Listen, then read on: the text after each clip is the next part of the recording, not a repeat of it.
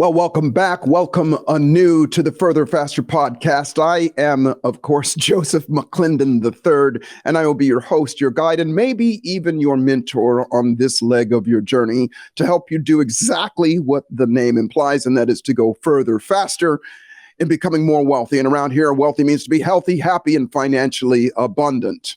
And so I got a question for you. And the question is, you ever wonder how and why some people are able to stay in the game despite the hardships, despite the odds against them?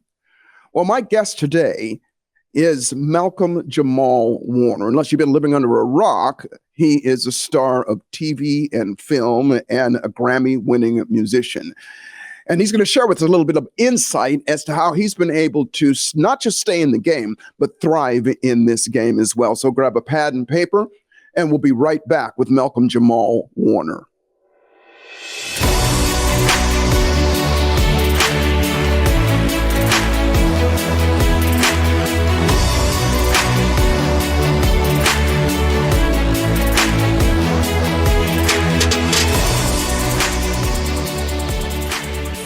You know, oftentimes when we see or hear of or know of people that have longevity and success, we think several things. Sometimes, you know, they're born with a silver spoon in their mouth, or they had, options that the rest of us don't, and so on and so forth. And although sometimes some of those things are true, also what exists is that those people have learned lessons and gone through things in their lives that have conditioned them to show up a different way than most people do. My guest today is my dear friend of several years now, and we'll talk about that here in just a second. His name is Malcolm-Jamal Warner. And again, unless you've been living under a rock, you know that this man has been on the scene, if you will, or has been in an industry that the odds of being successful, let alone having longevity in these two industries, is minusculely small by biblical proportions, and that's without exaggeration.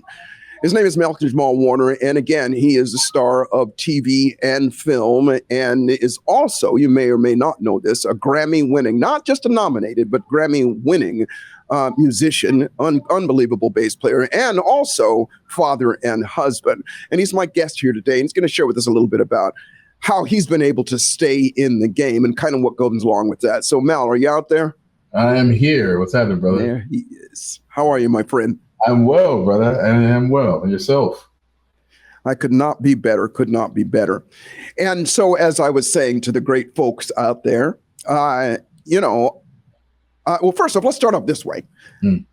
And in all fairness, you've been at this game or these games for several decades now. So there might just be one or two people out there that might not know from where you came. So start us off by sharing with us a little bit, about your humble beginnings, if you will, just to kind of put some fuel on the fire about where you came from and kind of what makes you who you are. Sure. Well, I guess we do have to allow space for, those who do live under a rock. Oh, by the way, so my name is Malcolm-Jamal Warner. So Malcolm-Jamal is my first name. Yeah. So Malcolm-Jamal is my first name. So we can actually start there. Start there, please. So my first name is Malcolm-Jamal. My father named me after Malcolm X and Ahmad Jamal. My dad went to school with Gil Scott-Heron and Brian Jackson. They went to Lincoln University. My dad went to Lincoln University because Langston Hughes went to Lincoln University. So I was, I literally came out of the womb listening to Gil Scott-Heron and The Last Poets. And it's to say that I was actually a poet before I was an actor. I remember telling my parents that I was going to grow up and either be a famous poet, a famous actor, or a famous basketball player. Interesting. Don't ask about my basketball game, but 2 out of 3 isn't bad. I got the poetry and acting part down. And for those of you who maybe have lived under a rock, I started doing television at a very young age. the catalyst to my career was this humble show called The Cosby Show. That show really set me, with regard to, social consciousness, being more than an actor. During my summer vacations, my father used to make me read these. They had this thick book called Great American Negroes. And there were chapters on, Langston Hughes, Richard Wright, Ray McLeod, Bethune, Marian Anderson. And I had to read these chapters and write book reports. And, my father was just really heavy on the arts, but also heavy on me understanding my culture and understanding from whence I came. So, being a part of The Cosby Show was a great, it gave me a platform, if you will, right? So the show, Cosby was not just a successful, popular show. It was a show that had a profound impact on the global culture. It had a profound impact on how white America and Black America and the world, for that matter, how we all saw Black people in a different light. Like, for the first time on television, these were not stereotypical roles and stereotypical boxes that Black people tend to be, Black images to be contained in.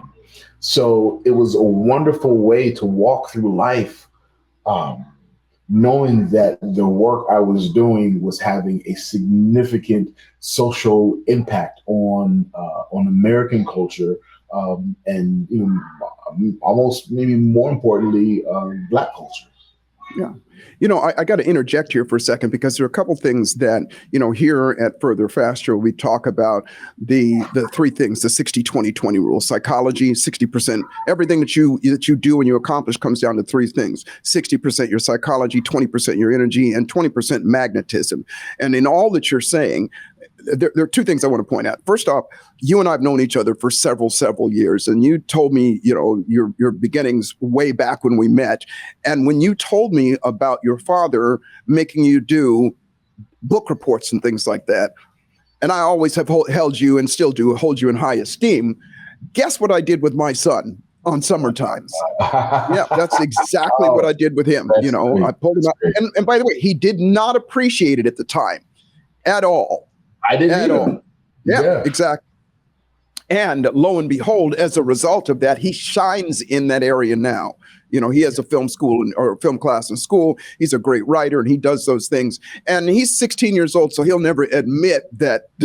He'll never admit now that gave him some of his skill in doing that. The other thing is, when you talk about your father, and also I'm sure you talk about your mom and her influences that with you as well going on, that in terms of magnetism and somebody telling you that you were either going to be basketball, film, or poetry, that, in my opinion, set up, at the risk of sounding too unicorns, crystals, and rainbows, set up the universe to bring around the opportunity for you to do a show like The Cosby Show, which, again, as you said, was not only groundbreaking, but it was groundbreaking for its time as well, but set you up to be the perfect person to be in that spot, to be the perfect person to have everything that it took to not just be that character, but be that representation of what is possible at those times. Yeah, definitely. Like I talk about my dad, my father gave me the voice and the knowledge. Mm. My television father gave me the platform. Right. Oh, nice. Love that. So go on. So share with us a little bit. So, and by the way, how old were you when you first started The Cosby Show? When I started Cosby, I was 13 when we shot the pilot, and then when the show started to air, I was 14. Wow. But I started theater. I was doing theater around 9 years old. Theater was just really something for my mother was always looking for things for me to do outside of just going to school, coming home, and hanging out with my friends. So there was basketball. Yeah. And there was 1 year, and I really loved basketball, but there was 1 year, 1 season, in 1 year, basketball season was over, and she was still looking for things. So my mother's friend suggested this acting workshop, and my mom asked me if I wanted to go down and audition to get in. And it was basically it was children's theater, it was community theater, and I was doing theater for a while, and then there was a play I was doing. An agent came down, wanted to sign me, and approached my mother. My mother had school, and she was in her last year of school, and she basically said, "Listen, I'm in school. I can't take him out on audition, so thank you, but no thank you." And then the following year, the same agent came back, saw me in another play, and approached my mom again and was like, "Listen, you're no longer in school. You finished school. You have no excuse. I still want to sign your son." So we were like, "Okay, cool. This would be fun." But it wasn't really something we looked at as a career. Doing theater, I was doing some television stuff, but it wasn't until Cosby had come along, and really that's when it became a career. And so share with us a little bit about when you started Cosby, what was life like for you in terms of the discipline? Because listen, again, I'm preaching to the choir. You had to stay in school. You had to keep your grades going. You had all that stuff. And there was a lot going on for a 14-year-old boy. Yeah. Share with us a little bit about what it was like for you. Was it something that you thrived on doing and that you wanted to do, or was there somebody that had to push you through that as well? No, I mean, when I was doing theater, it was very clear that was the thing I wanted, right? That was the carrot my mother would dangle in front of me, like, in order. Okay. Yeah, I had to have my chores done. I had to keep up my grades, or I couldn't go to the theater. Nice. So that was the thing that she kept. She kept in front of me to make sure that I took care of my responsibility. So, there's a certain self-discipline and self-accountability that she was instilling in me already. So by the time Cosby came, and so here's what also was interesting too. When I got the agent, I was working a lot, and I got to a point where, I'm doing television, I'm doing 2 theater productions at the same time. I'm like, 12, 13 years old, like I'm feeling myself too. Like, I'm at school and kids are starting to recognize me from television, and, I'm a Leo, like, life is good. Yeah. And that's, at 12. Yeah, exactly. And, my 7th grade year, I was really feeling myself. And I let a lot of that go to my head rather. And then 8th grade came along, and I could not book an audition to save my life. Interesting. Going on 3, 4, 5 callbacks, getting close, but not getting the role. And that was most of my 8th grade year. And I don't remember what the conscious thought was, what the actual words were that I said to myself, but there was the reality of, none of this is promised. Right. As quickly as it can come, it can go. So it was a very early lesson on humility. And once I figured that out and, got off of came down off of my high horse, I booked Cosby. Right. So I always say, had I gotten Cosby a year earlier, I might be a slightly different person. But I was able to learn that lesson of humility and immense gratitude with that. So by the time Cosby came along, I was like, oh no, this is, however long this lasts, I want to be on point. I want to be grateful. I want to be humble. And that show Out the Box was, huge. It was a phenomenon. Yes. I want to laser in on something that you said. And for the benefit of everybody here, because remember, around here, this is about you going further, faster. And when you can pinpoint some things and do them for yourself, then it'll help you do that. It'll help you go further, faster. When you said that you recognized in that moment that I'm going to say your ego was in the way, and you learned that lesson. What did you do differently? Did you come off it? What did you say to yourself? What kind of conversation did you have with yourself about, hey, I know you said one thing, and that was that nothing is permanent, but was there a conversation that you had with yourself that maybe re-instilled what was there before your head started to swell? It's a good question. I can't say that I remember exactly what the conversation was with myself. I knew that, I definitely knew that I should go back to being nicer to people, like I was before. My head swole. And I think there was also, I knew that I would be very grateful when I got the opportunity to work again. Perfect. I still remember, what the exact conversation was, but those were the two things that stood out for me. And if you could describe what that feeling was, that you got that made you go, hey, wait a minute, what would you call that feeling?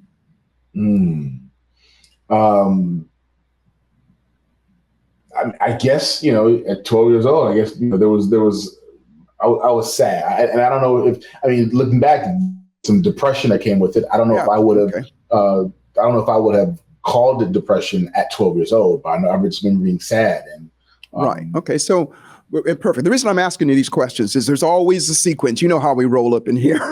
There's always a sequence of what makes us do what we do. Every emotion is preceded by a thought.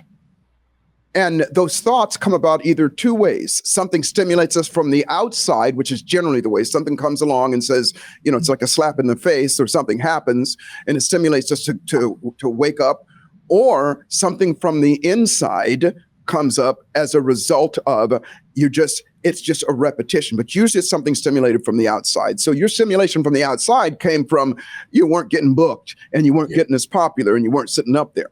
You used the word humility. And all of those, whether it's humility, sadness, or whatever, all of those are emotions. And every single emotion is a signal. And it's a signal to either stop doing something, continue to doing what you're doing, or do something else. And again, the sequence of things in your life, and part of the reason I have you on here, and I love, and thank you so much for sharing the sequence of how, your life has unfolded.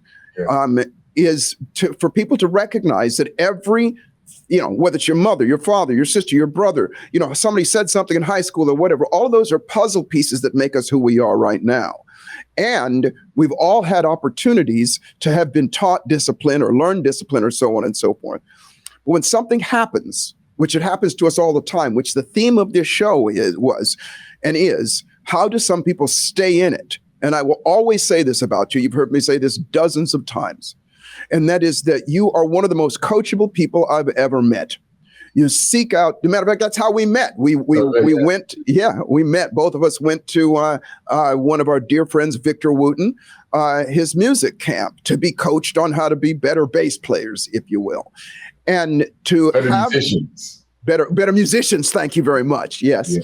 And to have that skill and to have that when something happens that we default to, well, wait a minute, let me take a look at this. This is either hurting me or this is helping me. And so if it's hurting me, let me stop it and do something else. Or if it is helping me, let me continue it and also do something else. Yeah. And so to have that awareness is, again, we learn those things from, you had unbelievable coaches and still do in your life. To learn those things from our parents and things like that. Not everybody had parents like yours. I was fortunate. I had great parents as well. And so, I say all of this because, and really one of the biggest reasons I have you on this show here today at this point in life right now is for a couple reasons. Number one, to help people recognize that here is a human being that is like all of the rest of us. And as long as I've known you, and maybe you didn't feel that way when you were 12 years old, and your head was all swole up, and everything, that you always say, listen, I'm nothing special, I just have done things that other people haven't. Yeah. And continue to do those things.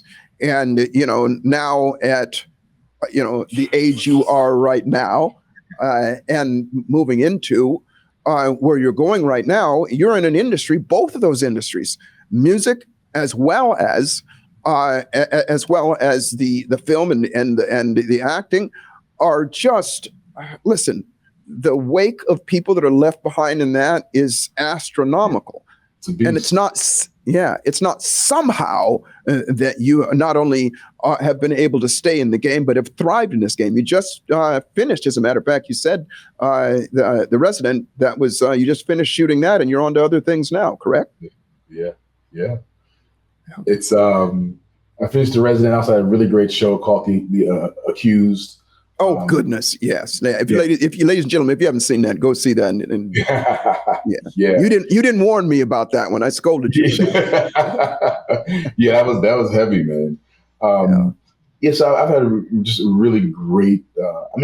These last couple of years have just been really a great run for me in terms of the acting and the music. I put out my fourth record, Hiding in Plain View, in September, which got a Grammy nomination this year as well. So I've been on a really, really cool wave. Yeah. And a lot of humility comes with that. Yes. And anybody listening to you and talking to you right now recognizes your humility. Well, listen, we're going to take a short break in a moment. When we come back, I want to talk about, actually continue this, but I also want to talk about what's next for you, because you have entered an interesting phase of life going forward as well. And so, everybody, again, grab your pad and paper, and we'll be right back with Malcolm-Jamal Warner.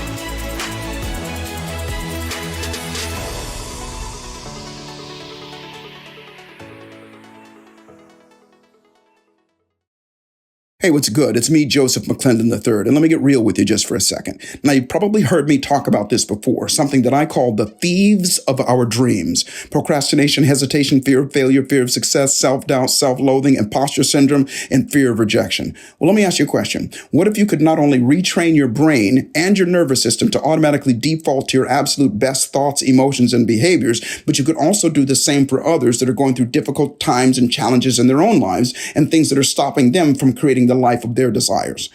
Well, this is what I call neuroencoding. And at the risk of sounding arrogant, these are the same tools, methods, and strategies in neuroscience that I've used to operate in the upper 5% of all of my own businesses, especially as a coach, a speaker, and a presenter for the last 30 plus years. The Neuroencoding Institute provides you with the knowledge, the tools, and unmatched support to become a certified neuroencoding specialist and guide you to the life of wealthiness. And remember, wealthy means to be healthy, happy, and financially abundant. Go to neuroencoding.com to speak to an enrollment specialist today, and I look forward to serving you at the highest level. You're enjoying this episode on Angel Phoenix Productions Podcast Network. To explore a complete lineup of quality programs and media production services, head on over to angelphoenix.com or like our Facebook page at facebook.com/Angel Phoenix Productions.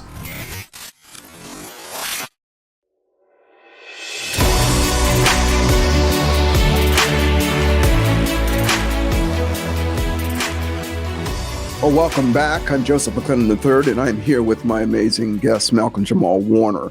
And before the break, we were talking about this man who has not only been able to sustain a career, actually 2 careers, and now 3, being a husband and a father, but thrive in an area where a lot of people fall by the wayside. And as we left, we were talking about a couple things. Number one, where you are right now share with us a little bit more about where you are right now with regard to your film and acting career, as well as your music as well. And I keep saying music, but you call it spoken word. Forgive me. Yeah, well, it's music. It's music as well, because it's the spoken word with the music. I think and as you say that, we're looking at the array of amazing instruments behind you as well. So I know you, as you so aptly corrected me, it's being a musician. Yeah, man. Yeah, that's the journey. So for your listeners who don't know, I'm a poet. I'm a bass player.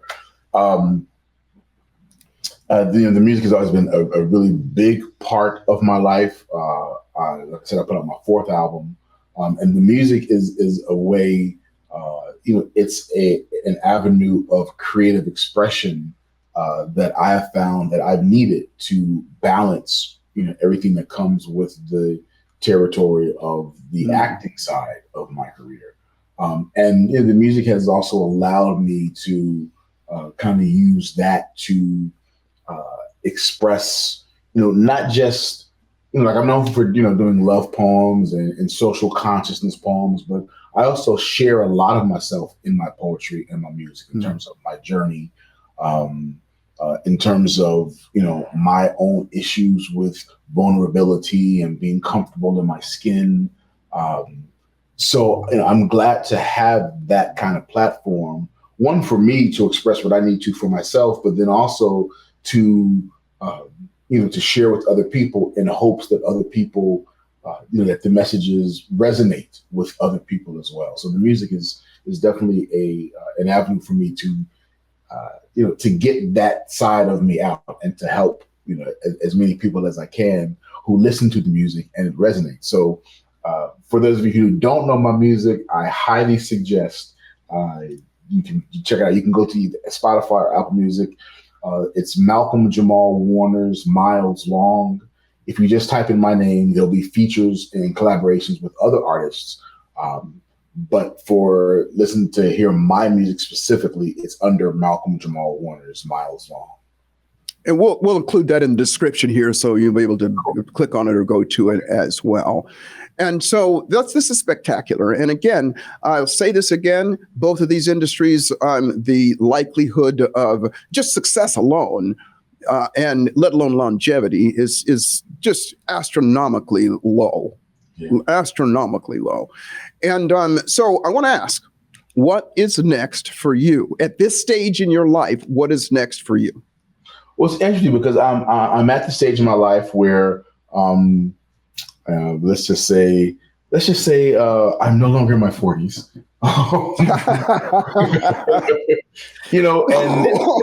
I've got a wife, I've got a beautiful wife, a beautiful 6-year-old daughter, and I'm at a place where I'm owning myself more. I'm owning being comfortable in my skin, and then owning that I really do have a lot to offer. Yes. Like as you've said to me, my longevity isn't just happenstance. Yes, right? Very well put. And, I'm at a place now where I have to take stock and recognize what of those things on my journey that have, helped instill that longevity. And those are, they're just beautiful lessons that I've learned on my journey, and not just career-wise, but just personally. Like when people ask, my greatest, what's my greatest accomplishment? And it's not so much, the roles that I have done as an actor, but it's having been able to navigate through the murk and mire of this industry and still have my head on straight, still have my soul intact, still be a good person, and be a happy person. And I'm in a place where I want to be able to share that. So that's, some of that we're doing here in this conversation, but I want to, as you help people go further, faster, I'm in a place where I want to share, things and elements and lessons in my journey to also help people, whether they're in the industry or not. Because again, I think I look at my successes as not just what I'm doing in the industry, but my walk in life. Oh, very well put. I'm willing to share that, or I want to share that. Spectacular. And that I'm so glad you said that, because it is truly, I've said this half a dozen times through here, that the industries that you're in right now are very, very tough. Well, there's a lot of other industries as well. Life is tough. And your industry is synonymous with so many other things that are going on as well. And I am happy to share with everybody here that Malcolm and I are actually going to be working together, that we invite everybody here to take a look at as well. And it's something called the Further Faster Elite Circle. And what that is we're going to be monthly, once a month. And the greatest part about what we're going to be doing is not just not just, here's what we've done and here's what other people have done, but not just lessons, but some very specific processes that you can do, that you can use to get the results for yourself, wherever you are in your life right now. And I'm thrilled and I'm honored that you'll be doing this with us, Malcolm. And I'm thrilled for you to be doing this as well, because as you said, your humility came about as a result of all of the things that have happened in your life and Sure. the person that you've grown to become. And most people don't have the, let's just say, skill set to be comfortable in their own skin, as you've said several times. And it is a skill. And most people don't have the opportunity to speak to somebody such as yourself. Most people don't. I shouldn't say help. They don't take the opportunity to do that. And so we're going to make that. It'll be in the description here as well about how you can be involved with us as well. And it is something that we are really going to be making a difference, because these lessons that this man has right now, I hope you get it, that they're not just pertaining to him, but they're life lessons. And we always say, I said at the top of here, further, faster, and is about being wealthy, and that's being healthy, happy, and financially abundant. And all of those things come with skill and processes as well. So I'm excited to do this with you, man. Yeah, and practice as well, right? It's like, absolutely. There are things that we know, but it's like, knowledge action is simply theory. Yes. Absolutely. And most people don't know how to get themselves to get to the point where they do practice or go to the gym or, do the stuff that's tough. Yeah.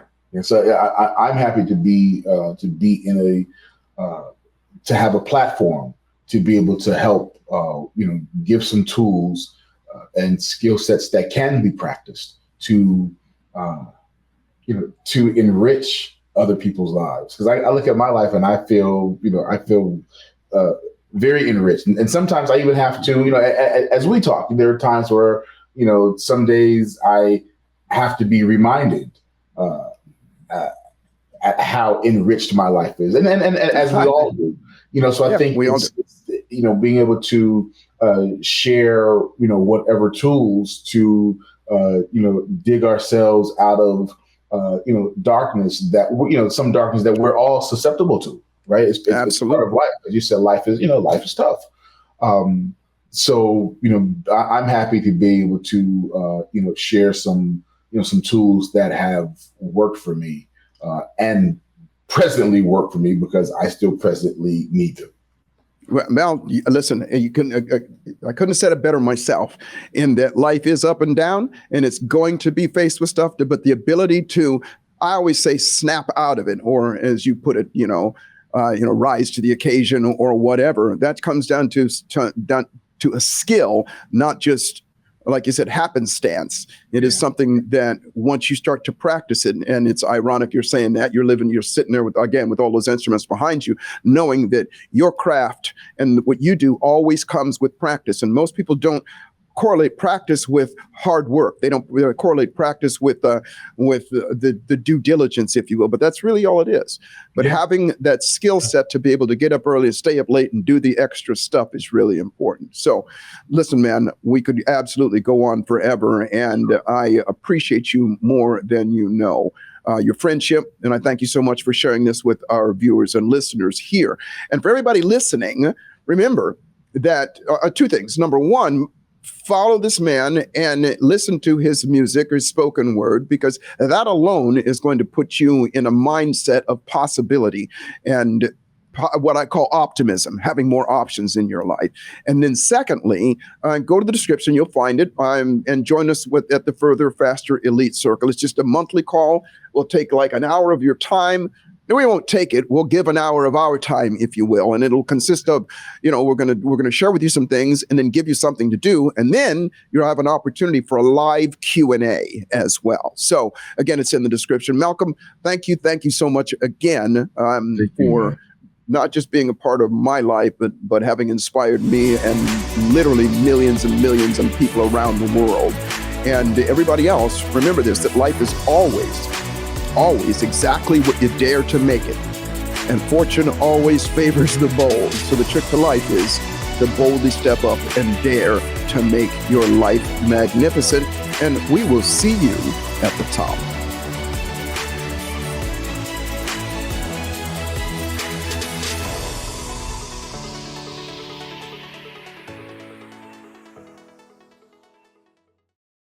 This podcast was a production of Angel Phoenix Productions. Explore more episodes of this show or other great shows on the Angel Phoenix Podcast Network by visiting angelphoenix.com. The views expressed in this show do not necessarily represent those of Angel Phoenix Productions or its advertisers and may contain language that's unsuitable for younger listeners.